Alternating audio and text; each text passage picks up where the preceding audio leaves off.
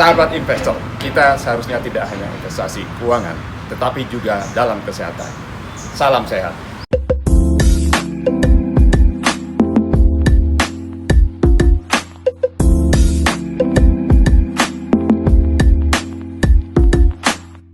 Halo rekan-rekan investor, selamat sore, selamat jumpa kembali di YouTube channel saya Hamdi Asarbaini.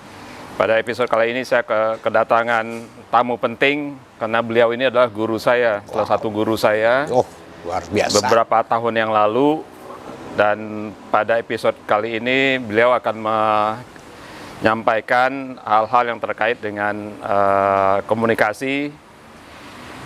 Karena salah satu faktor yang menyebabkan terjadinya konflik di antar umat manusia, termasuk di Indonesia ini, adalah karena salah dalam cara berkomunikasi.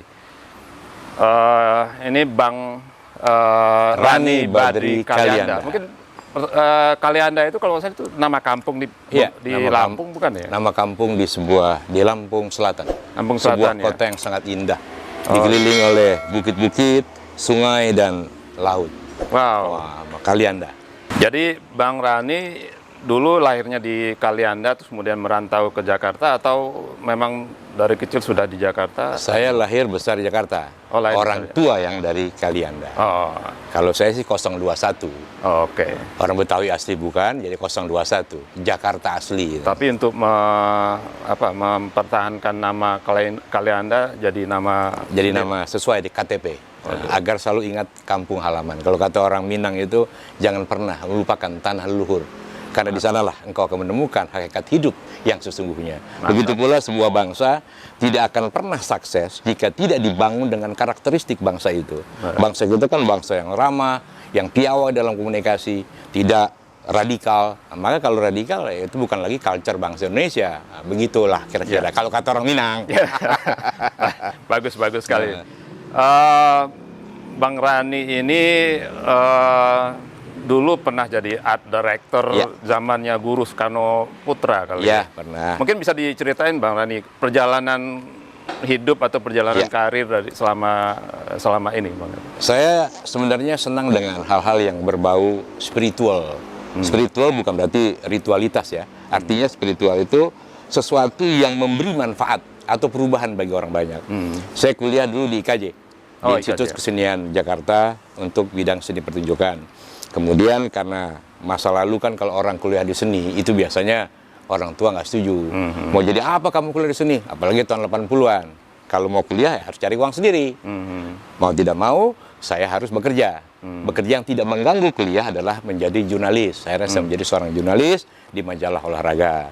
Nah, dari sana saya mengenal tentang komunikasi itu. Kemudian terjun sebagai sutradara iklan. Biasalah kayak gitu. Sampai akhirnya pada saat 2010 ada yang agak aneh dengan karakteristik bangsa ini.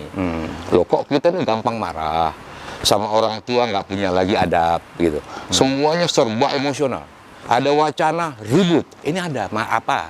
Akhirnya saya riset, ternyata ada satu kesalahan di dalam menyampaikan pikiran-pikiran kita. Kita tidak bisa membedakan mana speaking dan mana talking. Dan sumber konflik itulah yang disebut sebagai talking. Manusia itu kan berpikir, merasa, berperilaku berdasarkan memori yang tersimpan di dalam subconscious mind-nya atau pikiran bawah sadarnya. Nah, sementara kebanyakan dari kita, nggak semua, sekitar 70%, ini hipotesa, itu pola komunikasi pada masa perkembangan yang dibentuk pada anak-anak itu 3 hal: memaksa, menakut-nakuti, dan banding-bandingkan. Kamu belajar dong. Nah, emosi itu tersimpan berulang-ulang sehingga si anak menjadi nggak sabaran, cepat emosional. Kemudian menakut-nakuti. Kamu sekolah dong, kalau nggak sekolah kamu ditahan polisi. Akhirnya memorinya dalam anak polisi itu tukang nangkepin orang. Tentara itu tukang ini. Kamu sholat dong, kalau nggak sholat kamu nanti masuk neraka. Akhirnya mereka sholat bukan untuk menghadirkan Tuhan, tetapi sholat karena takut. Karena takut masuk neraka, takut dihukum Tuhan. Tuhan nggak pernah menghukum. Kemudian dibanding-bandingkan. Lihat dong tuh. Bukan digali potensinya. Akibatnya apa? Kita menjadi bangsa follower. Lagi rame Orang lari, semua lari. Lagi ramai sepeda, semua sepeda. Semuanya ikut tren, bukan melahirkan sesuatu. Nah, akhirnya muncullah soul speaking. Sebuah pelatihan, workshop, bagaimana kita berkomunikasi sehingga kita tidak ada konflik. Dan juga jago orasi dan jago presentasi. Dan melepaskan peran-peran yang kontraproduktif yang membuat dia itu gampang cemas, gampang marah. Kira-kira begitu gambaran awalnya. Ya, kembali ke tadi terakhir kan, atau yang sekarang ini adalah soul of Soul speaking. speaking, ya. Ya, saya termasuk yang Generasi awal. generasi awal mengecam pendidikan atau pelatihan dari Bang Rani ini dalam hal speaking. Soul speaking. Tapi mungkin karena itu sudah cukup lama, mungkin bisa di rewind lagi. Kenapa sih namanya soul of speaking? Pikiran manusia atau otak manusia itu kan cenderung menghasilkan ketidakpastian. Perasaan manusia itu cenderung menghasilkan kecemasan. Antara pikiran perasaan yang nggak sinkron, akibatnya konflik terus. Sementara jiwa atau soul ini sifatnya kan memberi, mind itu menginginkan. Jadi apabila kita berkomunikasi dengan mind itu ingin semua, ingin dipandang hebat, ingin punya ini, nggak pernah selesai. Sementara hakikat soul ini memberi. Tuhan itu kan sifatnya give. Sikap manusia kan give. Jadi memberi. Orang yang memberikan merasa punya, kan apapun yang kita beri akan kembali pada kita. Nah, soul speaking adalah komunikasi yang sifatnya memberi perubahan, memberi keuntungan buat orang lain. Karena ketika kita berpikir untung, berpikir memberi keuntungan, kita sudah untung tuh sebenarnya di situ. Nah, jadi perbedaan antara speaking dan talking itu terasa banget. Kalau speaking itu kan definisinya adalah menjadikan yang kita sampaikan itu milik dia. Sementara talking itu komunikasi yang mengedepankan mau kita. Ketika anak kita malas belajar, nah biasanya muncul cemas di kita kan. Kamu sekolah dong, kalau nggak sekolah kamu. Tanpa sadar kita sedang menanamkan sifat membangkang dalam diri anak kita. Itu talking. Oke. Kalau speaking kan kepentingan dia, nggak akan marah, kita akan tenang. Nah, kok kamu nggak belajar? Malas, tenang aja. Maka kita akan menceritakan tentang betapa untungnya belajar. Kita bicara menjadi orang hebat, kita kasih imajinasi pada anak kita. Pasti nanti anak kita bertanya, untuk jadi orang hebat kayak apa ya? Kita harus belajar lah, kan enak gitu. Jadi ini yang banyak hilang. Jadi speaking itulah yang harus kita tanamkan. Dan kita nggak akan konflik dengan siapapun. Sama kayak kita jualan sesuatu produk, itu kan positioning. Artinya positioning adalah satu, jangan pernah melahirkan produk jika kita tidak mengetahui apa yang ada di benak konsumen. Sehingga ketika kita jualan kopi, ini kopi seperti apa yang dibutuhkan oleh konsumen? Apa perbedaan dengan produk yang lain? Sehingga kita menjadi sesuatu yang spesial, yang berbeda. Maka berbondonglah orang ke tempat kita. Kira-kira gambaran basicnya seperti itu. Jadi soul of speaking itu implementasinya beragam beragam kegunaan, bisa di perusahaan, Semua. bisa di pemerintahan, bisa juga di keluarga. Ya. Mungkin bisa lebih dijelaskan masing-masing fungsinya itu, Bang Rani. Mungkin di pemerintahan kemudian di perusahaan dan di keluarga. Gitu. Jadi berhasil atau tidaknya manusia di dalam menjalani hidup dan kehidupan ditentukan dari cara ia berkomunikasi. Ini. Nah, ketika saya menjadi seorang pejabat publik, maka saya tidak boleh mewakili atasan saya. Karena saya dipilih oleh rakyat. Dan saya bekerja untuk rakyat. Maka di dalam berkomunikasi, maka saya harus membuat aman ke atasan saya dan membuat nyaman ke rakyat saya. Maka terjadi kenyamanan di antara ketenangan di sini. Kan kebanyakan sekarang tidak. Semuanya kalau diserang langsung blocking. Nggak mau disalahkan. Nah, ini yang terjadi konfliknya. Jadi bagaimanakah cara kita berkomunikasi supaya kita menjadi publik itu membuat ketenangan, bukan membuat kericuhan. Ini di soul speaking itu dipelajari semua sebenarnya. Contoh yang paling gampang beginilah. Saya kangen sama pacar saya. Saya WA dia. Begitu saya WA, nggak dijawab-jawab. 6 jam kemudian baru dijawab. Biasanya apa? Pasti marah kan? Kok nggak jawab-jawab sih? Mungkin dia baru dimarahin sama atasan dia. Dia akan balas. Nggak ngerti bener, ada konflik. Goalnya apa sih? Kan goalnya cuma kangen. Kangen doang. Kenapa nggak bilang yang dari 6 jam aku merindukanmu yang betapa kangennya? Pasti dia sedih, maafkan aku yang nggak usah konflik kan gitu. Nah ini yang karena kenapa kita konflik? Karena tidak punya tujuan bicara. Kita sejak kecil tidak diajarkan tentang tujuan, kita diajarkan untuk mendapatkan hasil. Ketika kita fokus pada tujuan, pasti kita akan mendapatkan hasil. Tetapi ketika kita fokus pada hasil, kita akan kehilangan tujuan. Punya anak, punya jabatan, punya rumah, punya mobil, itu bukan tujuan hidup, itu hasil dari tujuan kita. Nah, apabila kita fokus pada tujuan berbicara, maka akan tidak terjadi konflik. Contoh yang paling gampang misalnya, tujuan cerita detektif kan cuma dua. Berhasil atau gagal sang detektif membongkar kasus. Kita pilih yang berhasil. Maka otomatis kalau punya tujuan, maka akan muncul plotnya yang mengarah kepada keberhasilan. Cerita percintaan kan cuma dua, happy ending atau sad ending. Kita pilih yang happy ending. Memulai dari mana? Maka ketika kita berbicara, harus punya goal dulu. Goalnya apa nih? Maka kata-kata akan meluncur dengan sendirinya. Nah, ini yang bias dari kita. Karena tadi kita dibentuk oleh wanting. Ada 5 wanting dalam diri manusia. Yang pertama adalah wanting to control, keinginan untuk mengontrol, mengendalikan, memanipulasi, membenarkan. Yang kedua adalah wanting for approval, keinginan untuk diakui, dicintai. Keinginan membenci untuk dicintai. Dan yang ketiga wanting for security, rasa was-was, rasa ragu. Nah, memori-memori inilah yang membuat konflik dalam diri manusia. Yang namanya ibu itu pasti wanting to control. Nah, si anak juga punya wanting to control karena ibu yang bentuk. Ketika ibu bilang, "Nak, kamu datang dong ke sini." Karena kita merasa, "Bu, kan aku kerja." "Ya lo kamu lah." Pasti konflik lagi. Kita kasih makan dong ego ibu kita. Nah, kita kan jarang memberi makan. Kalau kita mancing di empang, itu kan pasti pakai umpan. Kita lihat dulu waktu dia berbicara, dia ini wantingnya apa? Kita kasih makan, kita tarik. Seperti kita mancing. Detailnya nanti kita jelaskan lah di kelas tuh, kalau mau ya. Ini bukan iklan, ini informasi, kan kabar baik mesti disampaikan. Gitu. Iya. Kan mungkin Bang Rani juga lihat ya di Indonesia ini kan ada dua kelompok ini. Yang ini pro ini, yang ini pro ini, dan itu selalu di media sosial selalu pokoknya saling menyalahkan. Gitu. Pokoknya yang kelompok ini pasti salah semua.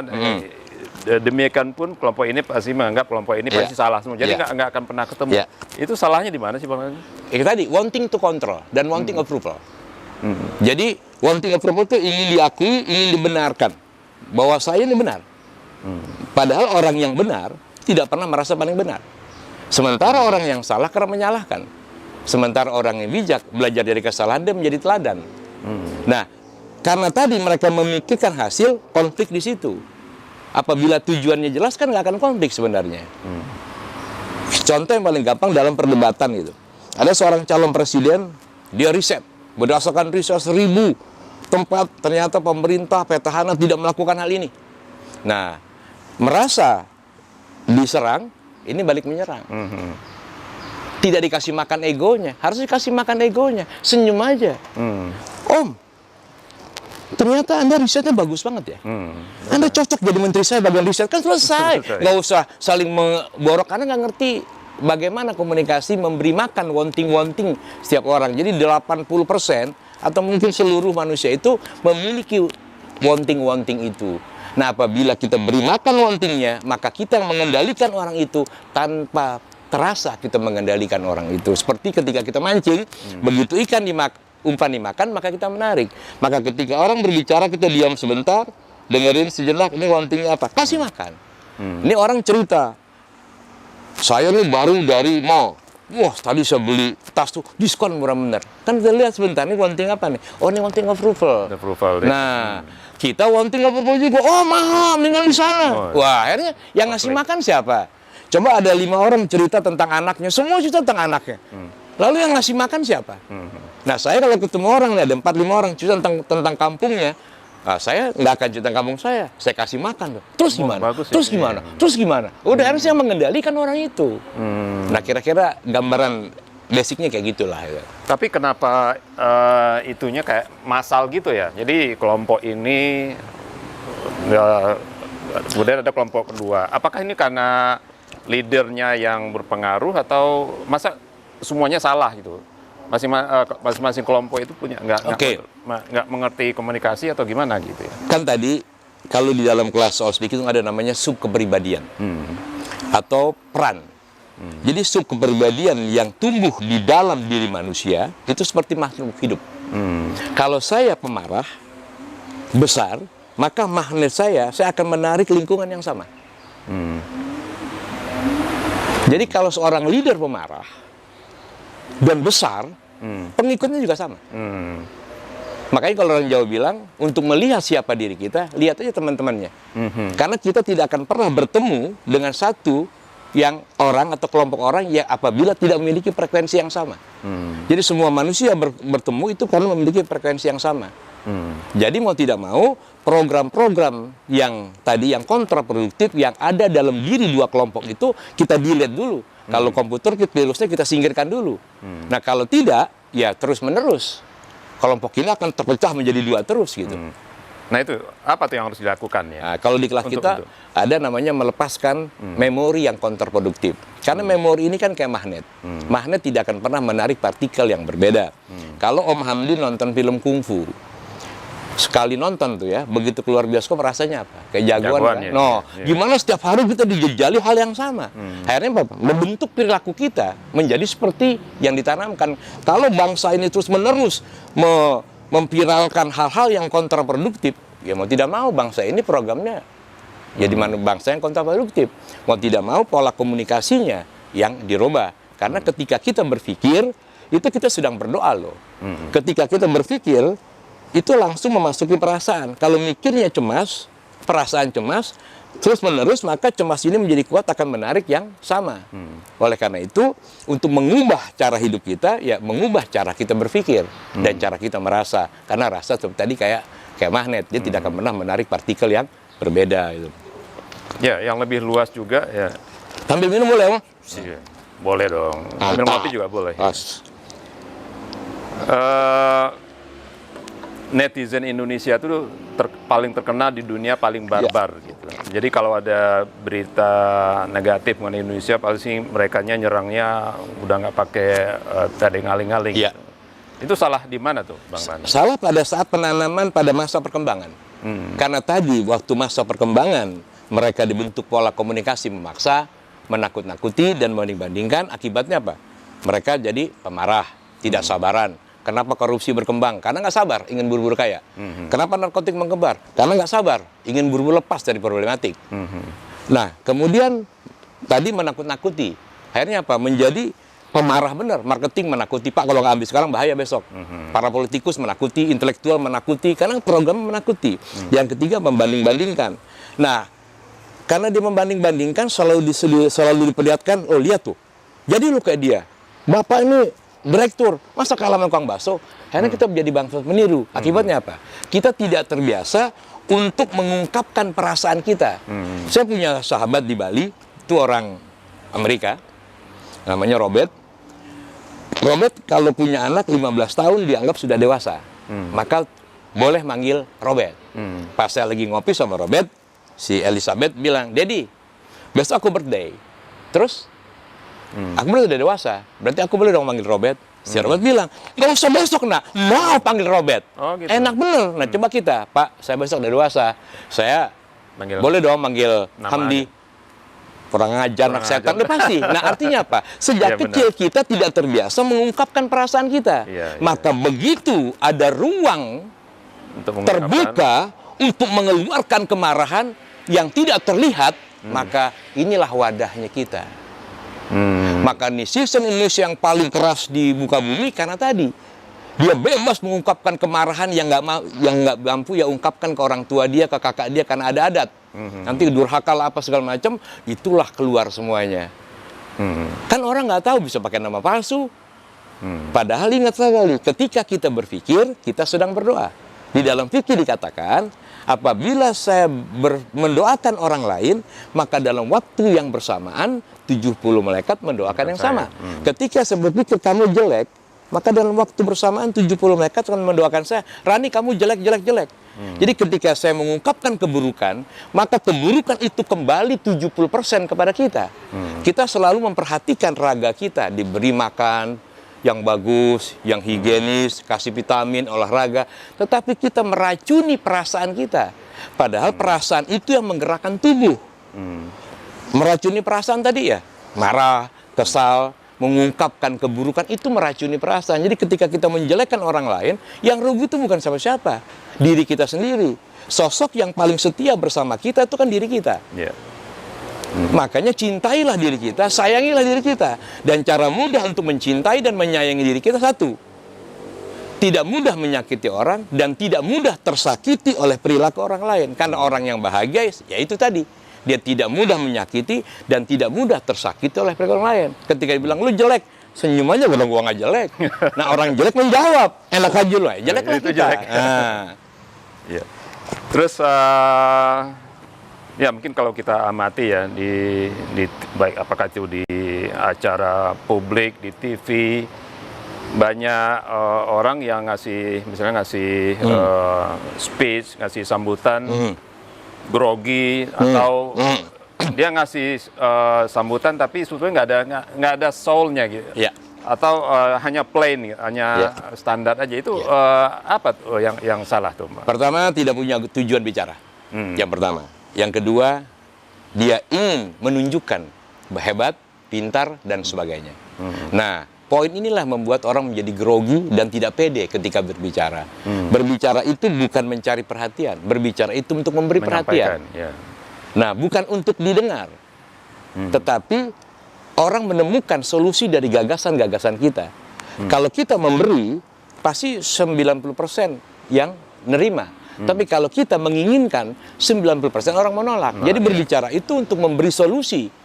Karena definisi komunikasi menjadikan sampaikan milik dia. Kira-kira ini menguntungkan nggak buat dia yang saya sampaikan? Atau ini hanya buat saya yang menguntungkannya? Nah, ini yang menjadi miss di dalam berkomunikasi. Tapi kalau kita sudah punya tujuan jelas, nggak kegrogi lagi. Ketika saya punya tujuan jelas mau pinjam uang ke Om Hamdi, wah, keluar dengan santai itu kalimat, Om tolong saya, Om cerita tuh enak, karena goalnya jelas meminjam uang. Nah, kita nggak jelas goalnya, ingin terpandang hebat, ingin terlihat pinter, nah akhirnya apa? Nervous. Dan tujuan bicara jadi nggak sampai, berputar-putar.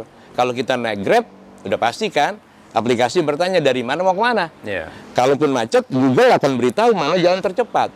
Kalau kita tahu tujuan berbicara, kita nggak mau lama-lama kan. Nggak mau juga mau lama-lama istirahat di rest area, pengen ngebut kan. Tapi karena ingin dilihat, akhirnya jadi berlambat-lambat.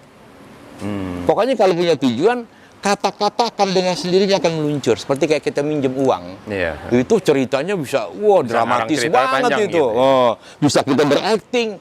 Padahal belum tentu seperti yang disampaikan. Makanya kembali, fokuslah pada tujuan. Maka hasil akan mengikuti. Jadi kunci itu ya. Jadi fokus pada tujuan, misalnya kita ngasih speech, ya, goalnya apa? Sambutan, goalnya apa gitu. Bukan kalimatnya apa. Bukan pengen dilihat. Saya ini hebat, saya ini pintar. Gitu. Dan gunakanlah bahasa yang mudah dimengerti. Yang permasalahan yang dekat. Begitu banyak masalah yang dekat dari kita ini. Karena masalah inilah kuncinya. Masalah itu kan dari dua kata, masa dan lah. Masa itu kan waktu. Masa itu energi, lah itu Tuhan. Jadi cara Tuhan memberikan kita kualitas terbaik itu diberi masalah. Apapun yang kita nikmati kan lahir dari masalah. Masalah saham, makanya ada B gitu kan. Masalah keuangan, ada bank. Kenapa ada telepon? Ada masalah komunikasi. Kenapa ada mobil? Nah, ketika kita punya masalah harusnya bersyukur. Kalau nggak ada masalah kita nggak berapa-apa. Nah, kata-kata akan meluncur dengan hebat dan memberi gagasan apabila kita menggali permasalahan yang terjadi di dalam kehidupan pendengar kita. Jadi memberi solusi, bukan ingin didengar. Apa itu ada pengaruh ini ya?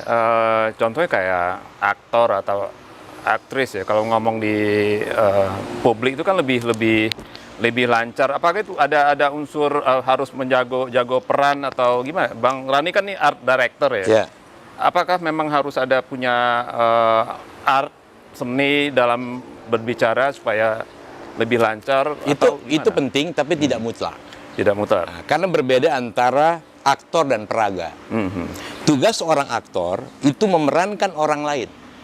Tubuhnya ditumpangi. Sehingga yang muncul di dalam peran itu tokoh itu. Kalau yang memerankan dirinya masih muncul egonya, itu bukan aktor, itu peraga. Nah, berkomunikasi kan bukan memerankan diri kita, tapi memberi keuntungan pada orang lain. Nah, perbedaannya kalau aktor, seorang aktor yang jago memerankan orang lain belum tentu juga jago bicara. Oh gitu ya. Karena dia tahu nggak peran dia apa. Belum tentu tahu. Kalau dia bermain lakon, dia tahu memerankan tokoh si A, tokoh si B. Sehingga dia hidup. Tapi ketika pidato lihat aktor kita, nggak semuanya jago bicara. Nggak semua loh. Perhatiin aja waktu menjalan Piala Citra. Mereka ngomongnya semua. Beda dengan orang di Amerika. Karena di Amerika terbiasa kita latihan storytelling. Di rumah biasanya ketika anak pulang sekolah ditanya sama, coba ceritakan apa yang bagus di sekolah tadi. Yang bagus di sekolah tadi. Sehingga si anak selalu menceritakan yang bagus. Kita pulang sekolah, tadi gimana kamu? Bener nggak? Nyontek nggak? Udah langsung dimarahin ya. Memorinya ketidaknyamanan semua, kira-kira gitu. Ya, itu juga satu kelemahan orang Indonesia ya, atau anak-anak Indonesia. Kalau dibandingin sama anak-anak bule, mereka kalau disuruh maju ke kelas dengan gagah berani langsung bisa bicara dengan lancar. Sementara kalau anak Indonesia yang tadi itu, karena tadi pola komunikasi yang suka dibanding-bandingkan. Jadi dia tidak pernah mengenal potensi dirinya. Lihat dong, akhirnya meniru semua. Kan harusnya orang tua menggali potensi anaknya, bukan dibandingkan dengan orang lain. Makanya kita menjadi pasar banyak industri. Kalau mau jual Indonesia. Karena sejak kecil kita dilatih berbahasa Indonesia. Kan kata-katamu adalah doamu. Ketika kita mengulang kata yang sama, maka akan menjadi perilakumu. Ini Budi, ini Ibu Budi. Budi pergi ke sekolah, Ibu pergi ke pasar. Nah kalau ibunya pergi ke pasar, pasti bangsa konsumtif. Kenapa bahasanya nggak diganti? Ini Budi, ini Ibu Budi. Budi pergi ke sekolah, Ibu membentuk karakter bangsa. Nggak ada ibu warisan, nggak ada ibu sosialita, karena membentuk karakter bangsa. Kenapa mesti ke pasar? Ini Budi, ini Ibu Budi. Budi pergi membeli buku di sekolah. Ibu pergi membeli, kerjanya beli bukan buat. Karena itu terus yang ditanamkan, ubah dong pola komunikasinya. Kira-kira begitulah itu. Terus kenapa kita susah mencari pemimpin amanah? Karena nggak pernah diajarkan. Selalu ingin punya, ini tas punyamu. Pengen punya, ini pensil punyamu. Pengen punya apa? Ingin punya semua. Harusnya kata-katanya diganti. Tas ini tanggung jawabmu. Maka dia selalu bertanggung jawab setiap menerima sesuatu. Bukan ingin memiliki sesuatu. Makanya komunikasi pada masa perkembangan menjadi penting dalam membentuk karakter seorang manusia baru. Kalau pola komunikasi masih sama, agak berat kita melihat pemimpin yang amanah dan berwibawa. Mungkin kekuatan Tuhan lah nanti yang menolong. Nah, itu dia tuh. Kita seringkali terkaget-kaget di berita ya. Orang yang tadinya kita anggap suci loh. Gitu. Tahu-tahu begitu menjabat korupsi juga. Gitu. Nah, itu yang salah di mana gitu. Padahal dia sudah dibekali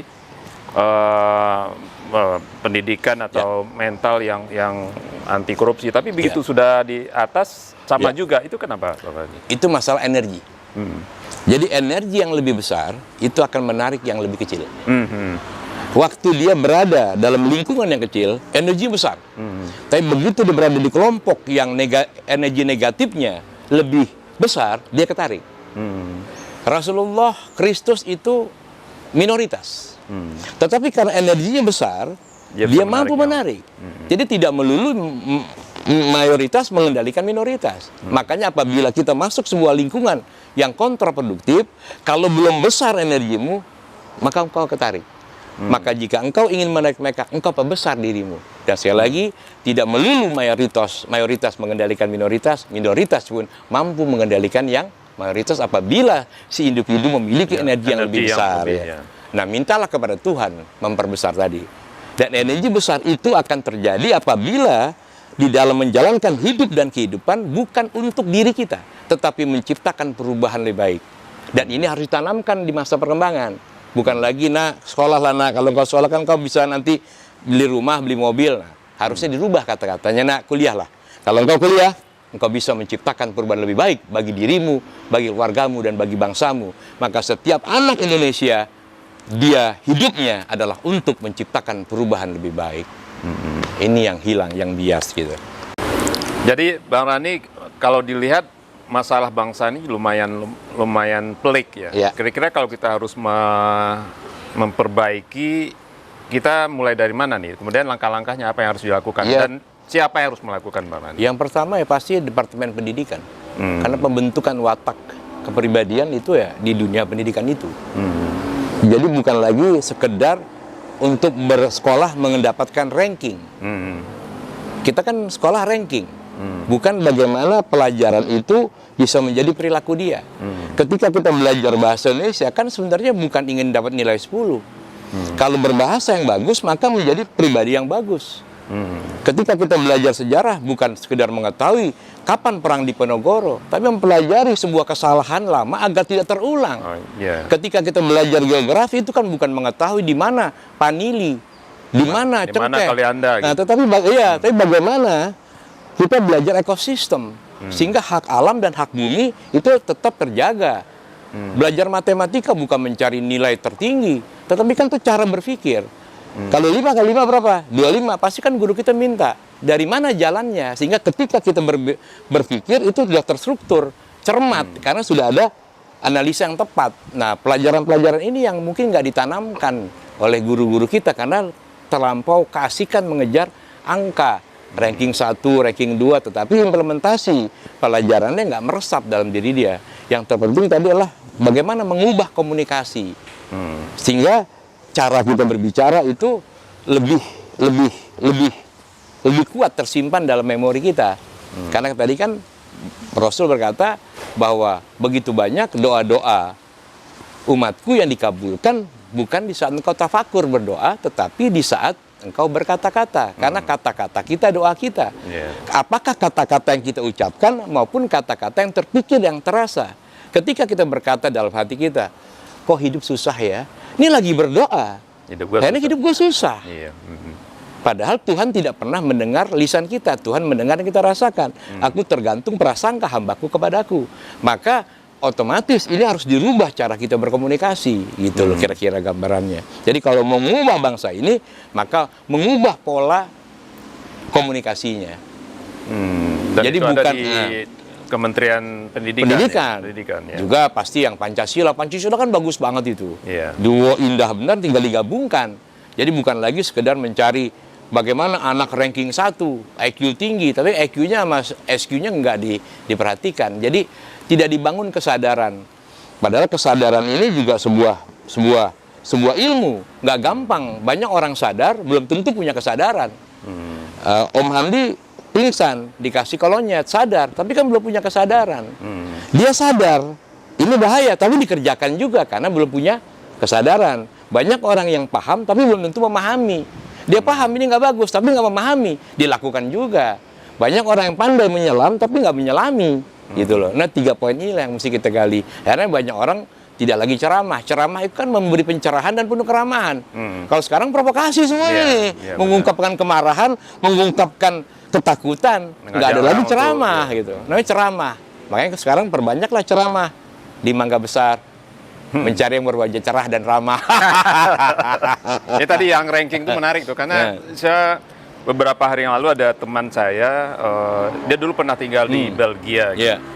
Dia cerita pengalaman dia, anak dia waktu itu tinggal di Belgia, sekolah di sekolah dasar gitu. Di sana sekolah dasar itu hanya main-main gitu. Mereka tidak dituntut untuk punya nilai tinggi, ranking. Nah, begitu pulang ke Indonesia, anaknya nggak bisa masuk SMP. Karena waktu masuk SMP di Indonesia itu harus dites dulu. Dia ranking nilainya berapa. Padahal di sana mereka nggak pernah dituntut untuk punya ranking, punya nilai. Nah, itu salah satu ini ya problematik kita ya. Karena mungkin tadi ada wanting approval. Sebagian besar orang tua kita takut anaknya nggak naik kelas. Karena apa? Apapun nyontek. Padahal ketika kita sudah nyontek, udah kita sudah belajar berbohong sama diri kita, berbohong sama Tuhan, berbohong sama guru kita. Dari kecil program berbohong ya, gedenya jadi pembohong semua. Berarti apakah itu yang jadi penyebab kenapa tingkat korupsi di kita tinggi? Karena dari program lagi nyontek. Sudah diajarkan nyontek, menghalalkan segala cara kan? Agar nilai bagus, karena mengejar hasil. Tadi kan apabila kita fokus pada hasil, kita kehilangan tujuan. Tujuan sekolah kan melahirkan manusia yang memiliki intelektual yang tinggi. Seorang intelektual kan pasti menciptakan perubahan lebih bagus. Bukan mencari sesuatu untuk diri sendiri. Makanya orang tua yang bijak bukanlah sekedar mewariskan tumpukan harta kepada anak-anaknya. Orang tua yang bijak adalah orang tua yang mewariskan dunia yang aman dan nyaman bagi kembang tumbuh anaknya. Pertanyaan, kita orang tua bijak atau enggak? Kayaknya harta semua nih itu. Lingkungan yang nggak aman bodo amat gitu. Kira-kira begitu, Om. Ya, ini menarik banget ya. Kita udah hampir 1 jam Mungkin saya perlu tanya tips-tips ya, buat para calon leader, Bang Rani, karena kan dulu pengalaman saya ikut itu, yang ikut di kelasnya Bang Rani itu kan kalau nggak artis juga orang-orang yang pejabat publik dan orang-orang yang mau meningkat menduduki satu posisi gitu. Kira-kira Bang Rani punya tips nggak untuk calon-calon leader ini biar bisa memperbaiki kondisi yang ada? Gitu. Yang pertama, yang perlu kita lakukan, kita selalu berpikir bagaimana mendapat sesuatu atau menjadi sesuatu. Semakin kita ingin mendapat sesuatu dan ingin menjadi sesuatu, maka semakin menjauh apa yang kita mau. Kita jarang merasa sudah menjadi atau memiliki yang kita punya. Maka perbanyak merasa ketika saya ingin menjadi seorang pejabat, menjadi manajer, rasakan kita sudah menjadi manajer. Maka rasa itu akan membentuk perilaku kita seperti manajer. Karena rasa seperti magnet, dia tidak akan menarik partikel yang berbeda. Kalau kita selalu berpikir bagaimana menjadi seorang pejabat, lambat sekali pergerakannya. Itu bedanya mana, Mari? Tadi yang sebelumnya kita harus punya rasa sebagai manajer dulu, dibandingkan kalau kita ingin menjadi manajer. Apa bedanya di mana sih? Ketika kita rasa itu kan yang menggerakkan. Kenapa kita lapar? Pengen makan, karena lapar kan? Kira-kira kita bergerak nggak cari makan?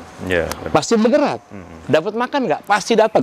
Entah disumbang orang, entah ngorek sampah, entah ngutal, atau bayar. Karena begitu rasa lapar bergerak. Kenapa kita mau buang air besar? Karena rasa mules. Bergerak nggak? Gerak. Nah, yang kita rasakan itu selalu ketidakmungkinan. Yang kita rasakan selalu kecemasan. Maka yang menggerakkan kita adalah ketidakmungkinan dan kecemasan. Maka rasa itulah kuncinya kalau kita ingin mewujudkan apapun. Karena yang membuat orang mau melakukan sesuatu atau benci pada sesuatu karena rasa. Maka perbanyak merasakan yang kita mau. Maka insya Allah semesta akan mengantarkan kita seperti yang kita rasakan. Karena kekuatan komunikasi sekali lagi bukan pada kata yang terucap, tapi rasa yang keungkap pada kata yang terucap. Kata-katanya bagus, tapi rasanya negatif, hasilnya pun sama. Kira-kira gitu, Om Hamdi. Jadi, ya nggak tahu apakah orang itu bisa punya kesadaran nggak untuk bisa merasakan itu, gimana tuh cara untuk melatih itu? Pertama, ya ini bukannya iklan, ini berita bagus ya. Di kelas kami itu ada metodologinya. Itu maksudnya. boleh ngiklan ya. Boleh. Itu ikut kelas kami. Jadi memang ada metodologi. Ada metodologi. Melepaskan program-program yang kontraproduktif yang menyebabkan seseorang tidak seperti yang dia impikan. Itu dia. Baik, saya kira cukup, Bang Rani, banyak sekali tips yang bisa digunakan oleh teman-teman investor di sini, karena memang YouTube saya kebanyakan investor dan juga teman-teman yang bergerak dalam bisnis gitu ya. Itu lebih bagus lagi kalau ikut soft skill pebisnis. Ini penting nih. Penting banget. Cara berkomunikasi ini penting buat teman-teman investor maupun teman-teman yang menduduki suatu posisi jabatan publik ya, karena seperti tadi Bang Rani sampaikan, orang seringkali lebih banyak talking ya, dibandingkan dengan speaking ya. Speaking adalah bagaimana kita menyelami apa yang dibutuhkan, dan memberi keuntungan pada lawan bicara, pada teman bicara kita. Apa yang dibutuhkan oleh teman bicara kita. Teman bicara kita. Ya, jangan lawan. Nanti berantem. Teman bicara ya. Bukan apa yang kita mau gitu. Jadi tapi kebanyakan kebanyakan pemimpin, mereka ingin menunjukkan siapa mereka, ingin dilihat, ingin dianggap, sehingga yang keluar itu apa yang mereka inginkan gitu. Tidak menyentuh apa yang diinginkan oleh audiens, oleh teman bicara. Jadi mungkin itu tips-tips yang bisa teman-teman manfaatkan untuk baik dalam kehidupan sehari-hari maupun dalam berkarir di posisi manapun.